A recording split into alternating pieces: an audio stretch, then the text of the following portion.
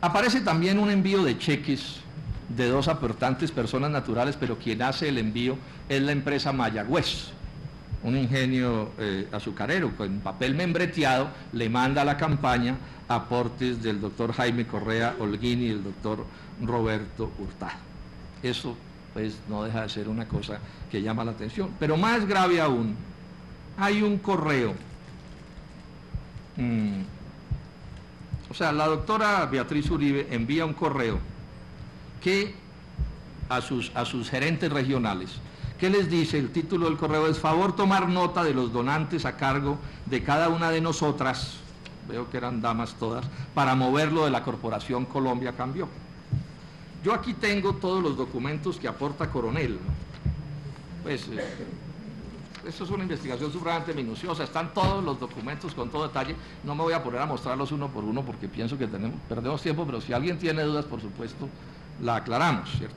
Entonces, a ese llamado que hace la doctora Beatriz Uribe de buscar plata para la Fundación Colombia Cambió, y ahora me refiero a la Fundación Colombia Cambió, le contesta Emma Lucía Verón, que es la gerente regional del Valle de la campaña Todos con Arias, Valle Todos con Arias, y dice textualmente así la respuesta de la ¿cómo llamar? Su gerente, ¿sí? de la doctora Uribe. Dice: las siguientes empresas del Valle ya tienen la documentación de Colombia Cambió. Las siguientes empresas del Valle ya tienen la documentación de Colombia Cambió. Esto que estoy leyendo son citas textuales. Río Paila solo está pendiente del dato de la cuenta y proceder a girar 8 millones. MAC, si mañana le enviamos el número de la cuenta, consignan el jueves 1 millón. Mostró ahorita la senadora Daira Galvis algo sobre esto. Manuelita ya tiene los documentos pendientes de trámite de cheque por 30 millones. Ingenio Mayagüez envía documentos a Álvaro José para hacerle llegar directamente al doctor Iragorri. Fanalca ya tiene todos los documentos pendientes de cheque de 15 millones. Está pendiente de confirmación Luis Fernando Londoño del evento de convocar al gremio azucarero para tal fecha. Mañana contacto con fulanos, ahí están los nombres, pero no importa, de Pollos Bucanero, y te sigo contando cómo nos va. Un abrazo, Emma Lu, que es Emma Lucía Verón, gerente regional del Valle. O sea, es claro que la campaña está en paralelo moviendo una cosa que se llama la Fundación Colombia Cambió. Sí. ¿Cuál es el lío de la Fundación Colombia Cambió? Es que aquí se puede estar ante un hecho muy parecido a la famosa fundación de los recursos del referendo, ¿se acuerdan? Sí, como los recursos del referendo estaban controlados y limitados, se inventan una fundación que pone una plata y es la manera de volarse los topes. Aquí puede estar sucediendo eso. Sí, muchas cosas nos llevan a pensar en esa dirección. ¿Y por qué se relaciona la Fundación Colombia Cambió con la campaña? Por esta razón: el Consejo Directivo de la Fundación Colombia Cambió está constituido por Tulio Enrique Arbeláez, que era cuadro de la campaña del doctor Arias y además miembro de la Junta de la Bolsa Nacional Agropecuaria, bolsa controlada por el Ministerio de Agricultura. La doctora Sonia Lucía Navia, furibunda partidaria de Andrés Felipe Arias, se va a que verla un día en la televisión en ese sainete que montó el doctor Uribe la otra vez. Cuadro de la campaña y miembro de la Junta Directiva de Fedepapa, que todos sabemos tiene una inmensa dependencia, estas agremiaciones del Ministerio de Agricultura. Sandra Gaitán Ñungo era la directora administrativa de la campaña y la representante legal de la Fundación Colombia Cambió. César Serrano Morales, el veedor de la Fundación Colombia Cambió, era o es el suegro de Andrés Felipe Arias y el coordinador del día de las elecciones de la campaña. O sea que es evidente que hay unas relaciones muy estrechas entre los unos y los otros. ¿Cuál era el objetivo de la Fundación Colombia Cambió? Recibir donaciones y otorgar préstamos. La doctora Beatriz Uribe, en algunas declaraciones que dio, señaló que no había ninguna irregularidad, rechazó esto, dijo textualmente: primero reitero, no hemos recibido recursos de empresas. Segundo, jamás hemos gestionado apoyos entre empresas que se hayan beneficiado del programa de agroingreso seguro de cualquier otro programa del gobierno. Eso está demostrado que no fue así. Sí hubo aportes de los beneficiados por agroingreso seguro y por estos otros programas a la campaña. Ya leí la carta, el correo electrónico de la gerente de la campaña del Valle del Cauca a la doctora Beatriz Uribe con el listado de empresas que se estaba esperando simplemente entregaran los cheques. Pero además hay otro correo electrónico de la doctora Sandra Gaitán, gerente de la campaña, directora administrativa de la campaña de Andrés Felipe Arias. Es un correo que le envía, este sí de pronto conviene mostrarlo, es este, ¿sí?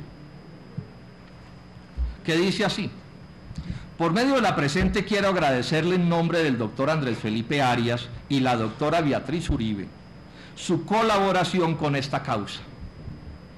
Me entregaron los documentos y el cheque para legalizar la donación, pero necesitamos que por favor cambien el punto 4 del acta, ya que solo debe mencionar que el aporte es para el Fondo Nacional Económico y no se debe mencionar candidato.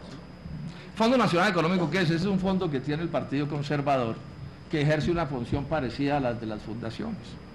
Agradezco si es tan amable de enviarme escaneado a este correo el acta nuevamente para que el Fondo Nacional Económico proceda a expedir el certificado de donación.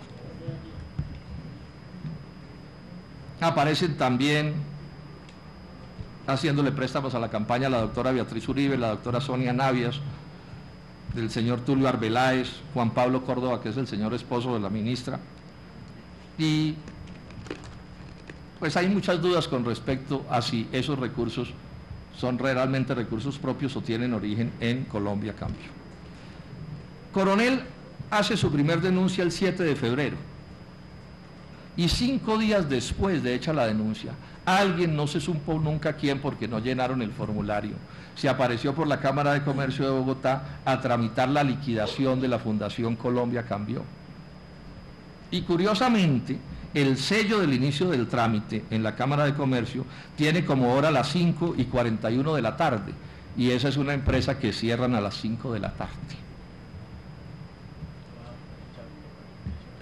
En todo caso, liquidaron a Colombia Cambió. El acta de liquidación es un acta anterior a la fecha de la denuncia de Daniel Coronel, pero no deja de ser muy llamativo que preciso decidan liquidar a Colombia Cambió después de la denuncia de Coronel. Y en todo caso no deja de ser bien curioso que esa empresa solo ha tenido 2 reuniones, el día en que la constituyeron y la segunda el día en que la liquidaron, esta fundación. Senador Robledo. Ya termino. Damos 50 minutos, le voy a preguntar si cuánto se demora. Ya estoy en lo último. Termino.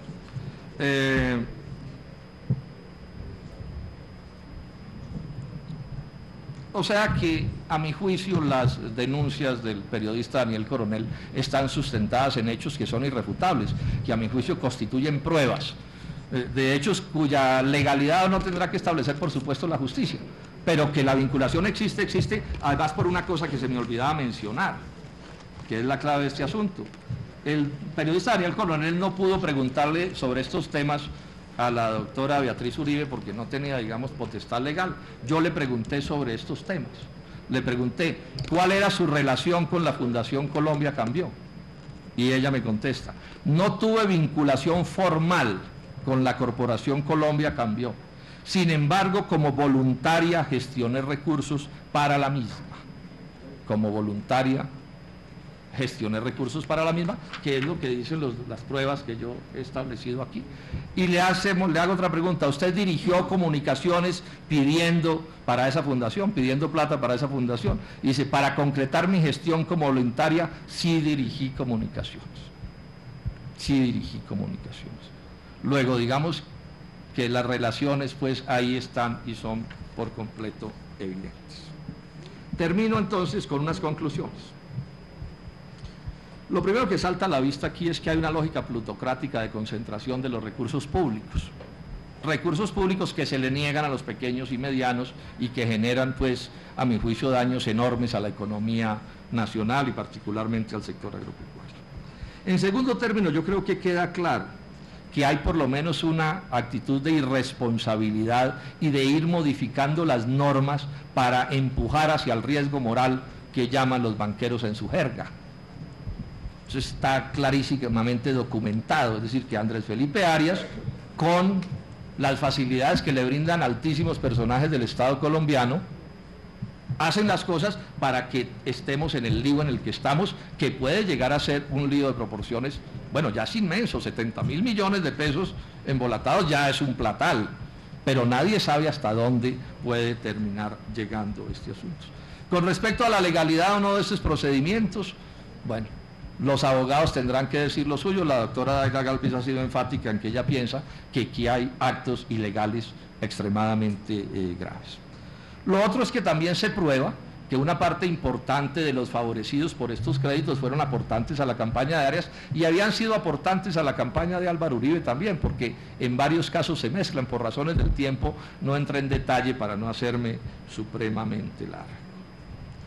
Es claro, a mi juicio también, que las denuncias de Daniel Coronel con respecto a lo que sucede con la doctora Beatriz Uribe resultan ser ciertas, están confirmadas, y allí hay cosas extremadamente graves. Yo soy de los que pienso que en otro país, doctora Beatriz Uribe, probablemente usted no se hubiera podido posesionar como ministra, porque un debate como este antes de la posesión, como puede ser en Estados Unidos, como se acostumbra en Estados Unidos, probablemente no se lo hubiera permitido.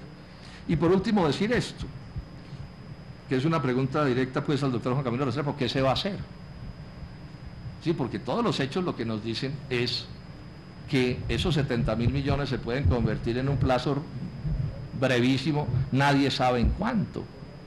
Nadie sabe en cuánto. Aquí se han hecho acusaciones graves a la Superintendencia Financiera. ¿Dónde estaba la Superintendencia Financiera mientras todas estas cosas sucedían? Que se supone que tienen que vigilar cómo se manejan y cómo se administran los recursos públicos. Concluyamos diciendo que este es otro debate que a mi juicio muestra pues el mal gobierno de este país de muchas maneras, el mal gobierno de este país, y cómo el neoliberalismo, el libre comercio, establece como concepción económica una lógica plutocrática.